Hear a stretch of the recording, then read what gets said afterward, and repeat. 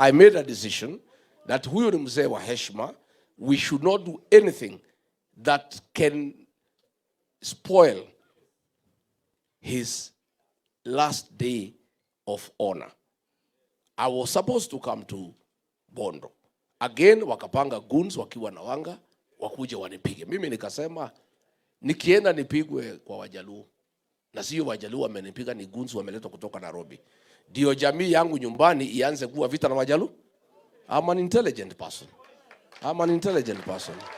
I decided, and I said, when we were celebrating Raila akienda AU, the speech I made about Raila Odinga and Ida is on record.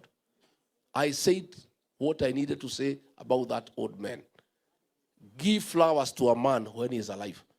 Don't come to his grave to shed crocodile tears. Na uongo. From there, I talked to Mama Ida. Nikamwambia mama, ningetaka nikuje kupiga pole. Nikapanga na jamii yangu. Tukasanya mang'ombe na kila kitu. Tukapanga safari. Mama Ida akaniambia nitakupatia siku. Nikagoja. Baadaye, she was appointed ambassador wa UNEP. Hiyo maneno ikakuwa. Sasa siwezi kuja kwa boma bila kugojewa na mwenye. If a day will come, one day, familia inikubalia nikuje nipige pole, na tutakuja na watu wetu. And our people